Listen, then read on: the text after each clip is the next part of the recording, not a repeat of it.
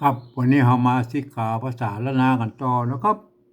ด้วยการอ่านจากข้าวหงหิน ที่เพิ่นเขียนมาเมื่อปี2468แล้วครับเมื่อ100 ปีที่แล้วนะครับครับข้าวหงหินนี่มันเป็นข้าวโบราณนะครับเพิ่นเล่ากันในวัดในวามา300-400 ปีมันนะครับ จนกว่าจะมาเป็นอันภาษาอันข้าวชาวบ้านได้เนี่ย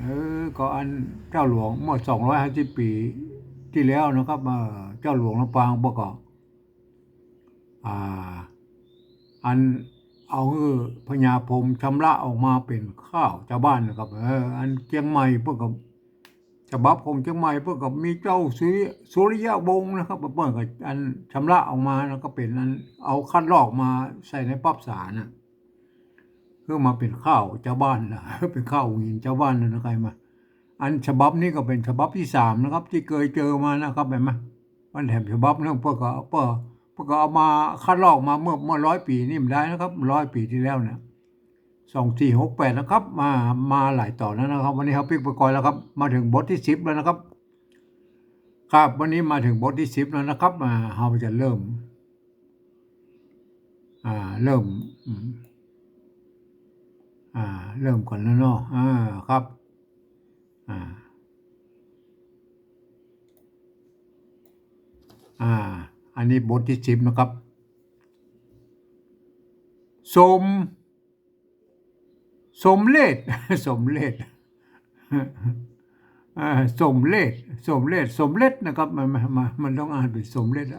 เพราะมันไปเขียนเป็นสมเลศสมเลศที่ที่ก่อนสมเลศที่ก่อนนะครับตอนศิลอัน วรรคที่2นะครับตอนศีลบท9ตอนศีลบท9ต่อนพเก้าต่อนพเก้านิยายเดียวกันนิยายเดียวกันการขึ้นบาทที่2นะครับบาทที่2ก็คือบาทกอมนะครับกันค่าอันนี้ตัวกะเราหงอ่านเป็นตัวค่านะครับกันค่าสัตว์นอฟ้าตัวกันค่าสัตว์นอฟ้าหีบก็หีบพายพันจากนี่นะจากนี่นะไม่กักนี่มันแทนตัวกะอยู่ในรูปนี้นะครับมันก็อ่านว่าจากครับจากเมืองนี่พูดเขียนเป็นเมืองเลยไม่ใช่เมืองจากเมืองกุมีก็นี่กุเมืองกลุ่มพันกลุ่มอันเป็นกลุ่มผ้าแมวมาเห็นไหมพ้นตกตัวละไปตรงจากเมืองกลุ่มพันไปยังที่หันอันบทที่10แล้วก็ไปจากเมืองที่2ไปแล้วนะครับเมืองของกลุ่มพันอันจุลกันธานะจุลกันธานะไปแล้วนะครับเห็นไหมขึ้นขี่ยนต์หงเหาะเหินพายดันเวหาบนบลเวหาบลเตต้องนะครับเตต้องอันนี้มันเป็นสองสัตว์ก็อ่านเป็นเต้านะครับเต้าเอกาตนบ่มีอันนี้เป็นกรรมพิเศษนะครับกรรมผสมกรรมบอกกับมีผสมกันบ่มีลูกน้องบ่มีลูกน้องเปลี่ยวใจเจ้ายามยามอันนี้ตกไปตัวเนาะยามมันต้องยามมันอย่างหมูสักอย่างทุกตัวเดี๋ยวก็เด้อเดี๋ยวอันเนี้ยมันตกไปตัวนั่นแหละมันจะยามเข้ามันต้องลงเสียงสมันลูกครับยามมันอย่างหมูนะเดี๋ยวได้ไหมอันนี้เอาเข้าเตียวเพยามเตียว ยามเตียวมันต้องลงเสียงสามัญแล้วก็นี่พวกก็เขียนสลับเข้าไปนะมันยามเตียวนะไงไหมอันนี้มันเข้าป่าไม้ไหมเนี่ยอันนี้เป็นอันวรรคที่สองวรรคที่หนึ่งของบาทที่สองเลยมาเข้าป่าไม้ลงเสียงตีนะครับป่าไม้ดอยดงดอยดงปูดอยดงปูปูกับปูอย่างอย่างว่าบนข้าวบนมันอย่างว่ามันเขียนสมัยนั้นมันลบไม่ได้ มันบ่เหมือนสมัยเมื่อเดียวนะครับปูเขียวนะครับปูเขียวเหลียวแล้วก็เหลียวพ่อลงเห็นไหมเหลียวพ่อลงแล้วอันก็บินจากเมืองอันจุลกันธามาก็บินมาแล้วก็บินหงมาแล้วก็เหลียวพ่อลงตามปงป่าเนี่ยอันพระมนึงก่อนจะถึงเป็นปงปัญญาลูกค้าลูกอันนี้ความจริงมันต้องเขียนเป็นอันตัวละรอเรือนะครับลูกค้าป่าไม้นะลูกค้าหลายญาติยายญาติยายญาติยายเป็นตาสกุลนี้นะครับไม่ใช่สกุลนะสกุลนี้ มันออกไปเสียงนั้นจัตวานะครับดูดิสกุลนี้สำเนียงของนั้นไตยวนนะครับ ถ้าเปิ้นเป็นเสียงสำเนียงไตลือไตอย่างเปิ้นสะนี่จัตวาเปิ้นสะนะครับสะอันกุลเสียงจัตวาก็กุลนะครับสกุล สกุลนี่ก็อันเสียงปุ่นขึ้นไปบนสกุลนี้สกุลนี้โอ้เอาละสำเนียงไตยวนสกุลนี้นานะก็สกุลนี้นาเกินเก้าโอ้นก อันนี้นกเบามันจะนกเบานกเป้านะนกเป้านกเป้านกงุมนกเป้านกงุมจับอะไรอย่างนั้นนะจับสุ่มนะครับนี่เป็นค่าขวางละจับสุ่มกู้เหล้าเป็นเปิ้นเฝ้าเป็นเปิ้นมันแล้วก่อนไม่เกิดมันมันผสมกันไปนะครับมันไหมเป็นเปื้อนเฝ้าลางนอนห้างนอนนะครับ เป็นเปื้อนเฝ้าห้างนอน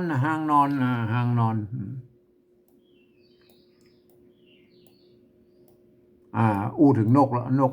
ละนกเอาละนก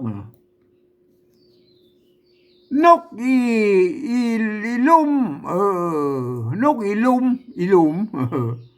นกอีลุ่มนั่นน่ะถ้าอีลุ่ม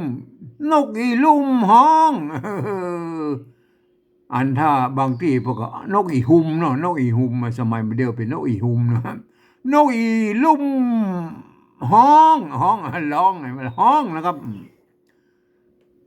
มาแห่เข่าขอนนะครับอันมาแห่เข่าขอนอันนี้ตัวตะละโหงอ่านเป็นตัวทะนะครับทะอ่านตัวละเนี่ยก็ต้องไปอ่านมันก็ได้เท้าเอาวอนเท้าเอาวอนป้อเฮยจู้ต้นจู้นี่จู้ต้นจู้หรือจุก็ได้นะครับเห็นไหมจู้นี่ก็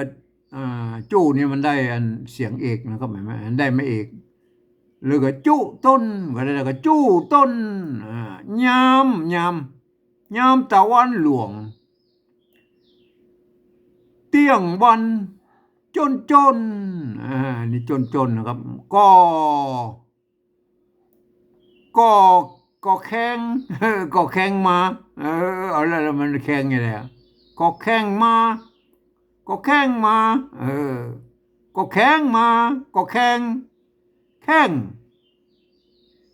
อ่าก็แข้งมาก็แข้งมาเออก็แข้งมาแข้งหรือแข้งก็ได้แล้วก็จะแข้งมาอ่ามาหนนะครับมาหนมาหนอันนี้ห้ามห้องแล้วก็ล่ำร้องนะห้ามห้องนะมา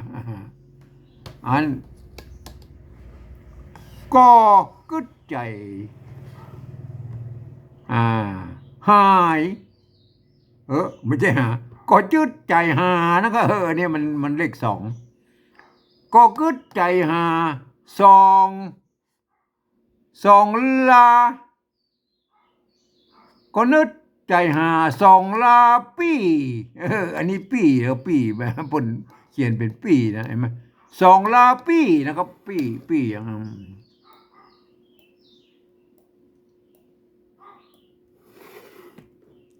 สองลาพี่น้องนะเห็นไหมสองลาพี่น้องเนี่ยก็คืออันมุขวดีกับจุลกันธาที่จากมานะที่ภาษาทห้องนาลีเกิดฮอดน้องนะครับเกิดฮอดน้องเกิดฮอดน้องไทยนะครับเกิดฮอดน้องไทยแม่แพ้แสนสีมุขวดีพัญญามิ่งต้นเมียเก่าแล้วกับเมียที่หนึ่งมุขวดีนะครับ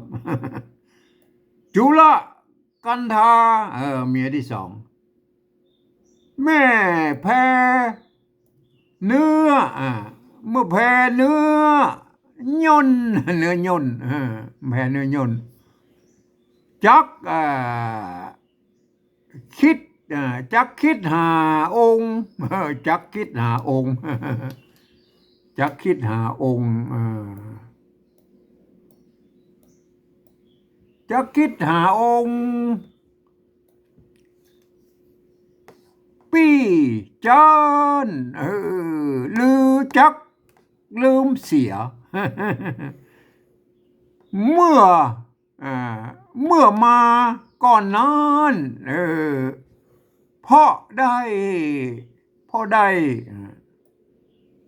พ่อได้ห่วมฟันคืนเดียวอยู่ที่ละคนที่ละคนเมียคนละคืนคนละคืน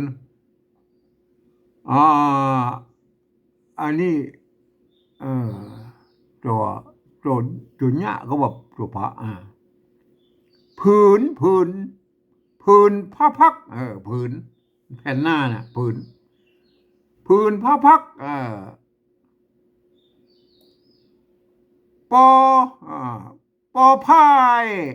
อันนี้มันปอไม่ใช่ปอเนาะปอพายแพ้เขียวหรือปอพายแพ้เขียวเสี่ยวใจองค์เสี่ยวใจองค์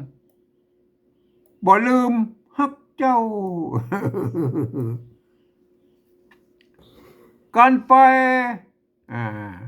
ฮอดถึงลอดถึงนะฮอดถึงเมืองพายเมืองนะครับเมือง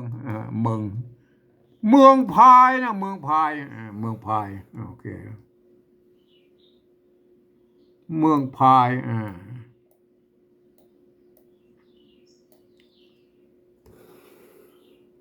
เมืองพายยักษ์เท่า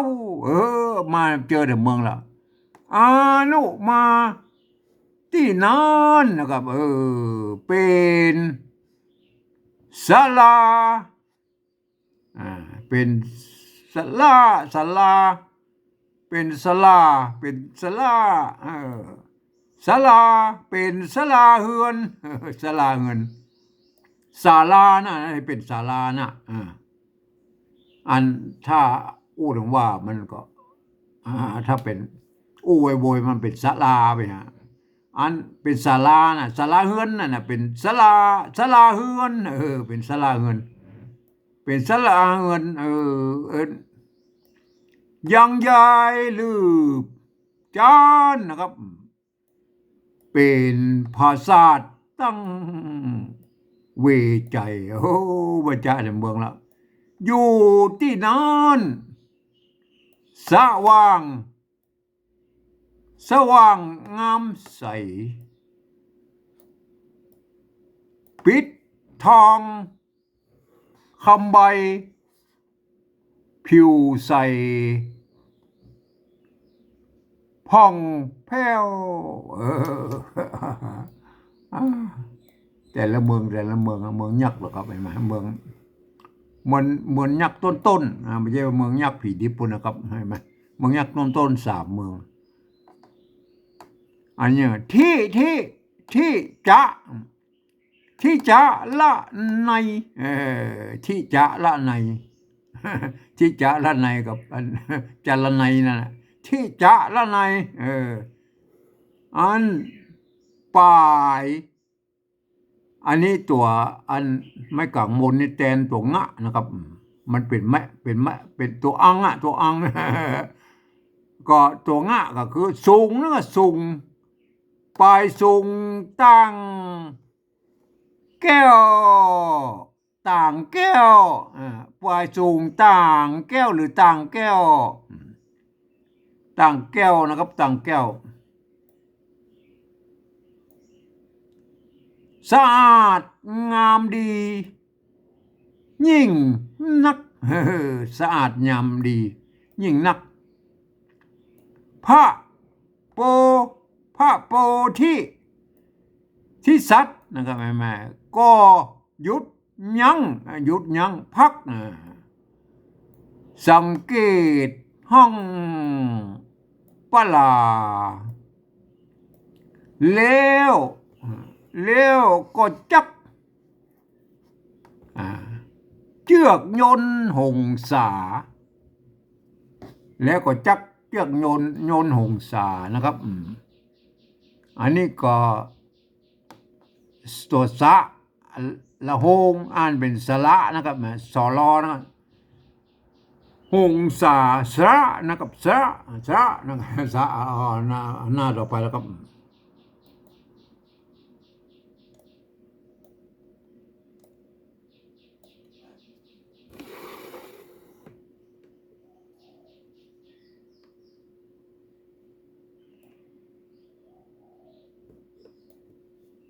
เสด็จลงมาลงมันต้องละเราเรียงเขียนพวกลงเสด็จลงมาที่นายหอหันนะครับมาสลีจันตาเอาละสลีอันจันตาแถมองค์แล้วโอ้สาวน้อยมามงละ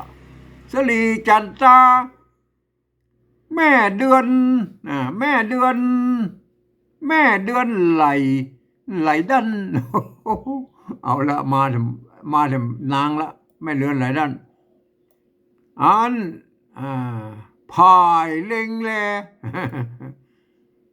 พายเล็งแลพ่อเต้าอันสลีจันตาเนี่ยเป็นเล็งแลพ่อเต้าดูงามวิไลโอ้เต้ากำมานน้อยพ่อก็แม่ซ้อยดอกเป้ากำมานพ่อไปไหนงามวิไลแม่ซ้อยดอกเป้าบ่มีที่อันเตรียมตันเหมือนนะครับเหมือนโอเคนะครับเหมือนนะครับเหมือนดังนะครับดังนางฟ้ารุ่นลาวก็ความจริงมันต้องเอาละเราเรือเขียนนะครับพ้นเขียนปิ้นไปหมดรุ่นลาวแต่ความจริงมันก็ไม่ได้ลั่นลิ้นนะครับรุ่นลาวสีสันวันณะผิวพรรณวันณะผิวพรรณ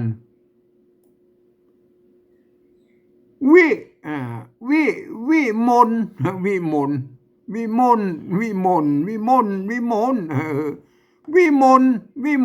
สว่างอันนี้มันสว่างเห็นไหมถ้าตัวว่ามันซ้อนกันนี่มันเป็นสว่างนะครับวิมลสว่างเสียง เนื้อเนื้อเนื้อเนื้อตัวกายใส่สะอาดสะอาดมาสะอาดใส่สะอาดเกี้ยงใส่สะอาดเกี้ยงเป็นธิดาแปลงลูกฮักลูกฮักเอาละเจอแถมนางแล้วนะครับครับเอาไปก่อยอันที่ปริวัติไว้นะครับมาที่ปริวัตินะครับมาอันนี้หมดบทที่10แล้วนะครับครับอันนี้มันเป็นภาษาปริวัติล้านนาแบบที่3นะครับตามสำเนียงของไตยวนตามที่ผมอู้อวบเนี่ย มันเป็นอย่างนี้นะครับเห็นไหมอ่านแล้วมันจะได้สำเนียงของไตยวนนะครับไตยวนเชียงใหม่นะครับสำเร็จที่ก่อนตอนสินบทเก้าต่อนบปะเก้านิยายเดียวกันสำเร็จที่ก่อนตอนสินบทเก้าต่อนบปะเก้านิยายเดียวกันกันขสัตหนอฟ้า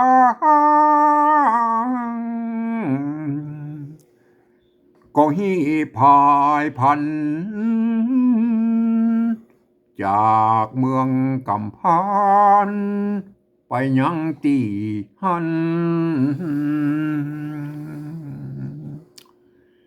ขึ้นขี่ยนต์ห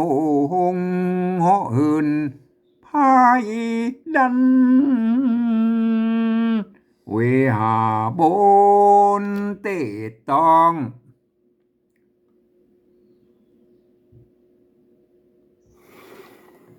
เต้าเอกาตนบ่มีลูกน้องเปี่ยวใจเจ้ายามเตียวเข้าป่าไม้ดอยดงปูเขียวเหลียวพอลงตามต้นป่าหญ้าลูกคะไหลหยาดยายเป็นตาสะกุนีนาสะกุลนีนาอันนี้มันตกไปตัวนะครับสกุลนะครับสกุลนีสกุลนีนาเกินเก้านกเป่านกงมจับสุ่มกู้เล่าเป็นเปื่อนเฝ้าห่างนอนนกอีหูอีลุมนกอีลุมห้องนกอีลุมนกอีลุมนะครับนกอีลุมนกอีลุมห้องมาแห่เข้าคอนถ้าเว้าวอนป่อเฮยจูต้นยามตะวันหลวงเที่ยงวันจนก็แรงมาโหนห้ำห้อง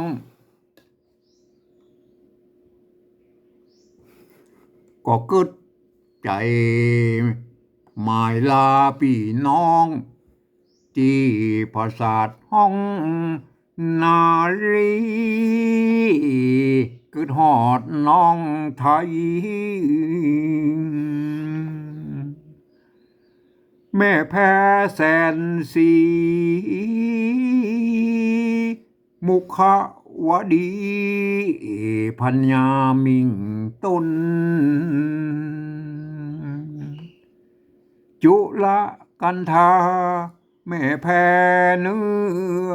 ยนจักคิด องค์ปีจันทร์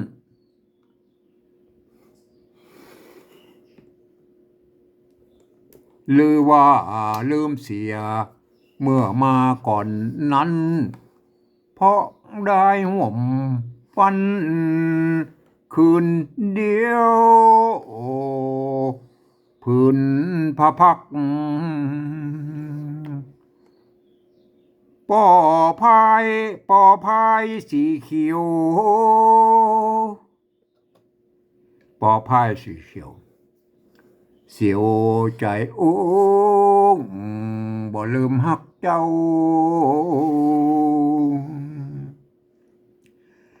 กันไปฮอดถึงเมืองไผ่ยักเท่าอานุมาที่นั้นมาเจอแต่เมืองแล้วละเป็นสะเป็นศาลานะครับมันเป็นศาลาเฮือนกับศาลานะครับ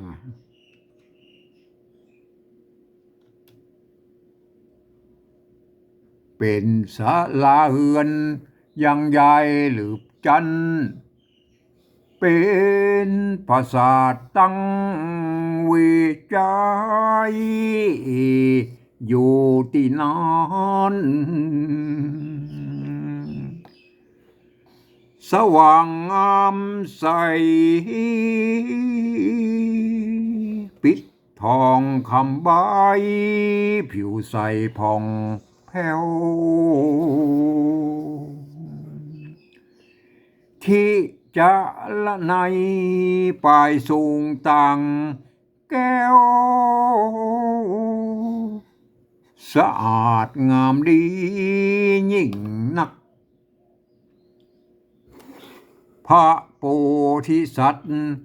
ก็หยุดยั้งพักสังเกตห้องปะลาแล้วก็จัก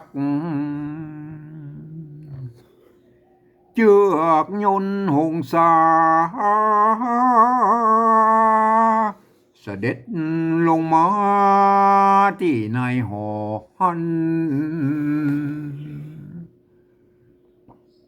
สลีจันตาแม่เดือนไหลดันพายเล็งแล้วพอเต้าอันมีเจอสาวน้อยมันตัวละเต็มคนดูงามวิไลแม่ซอยดอกเปล่าบ่มีตีอันเตรียมตานเหมือนดังนางฟ้ารุ่นลาวสีสานวันนะผิวพรรณวิมลสว่างเสียงเนื้อตัวกายใสสะอาดเกี้ยงเป็นธิดาแปลงลูกฮักเอาละเป็นธิดาแปลงลูกฮักเลยนายเฮ้ยครับจบตอนนี้ก่อนนะครับโอ้มาเจอแต่เมืองละสาวน้อยแต่เมืองละโอ้เอาละได้แต่เมียแล้วอย่างน้อยๆต้อง3 เมียบ่นะครับเอาละครับวันนี้เอาแค่นี้ก่อนนะครับ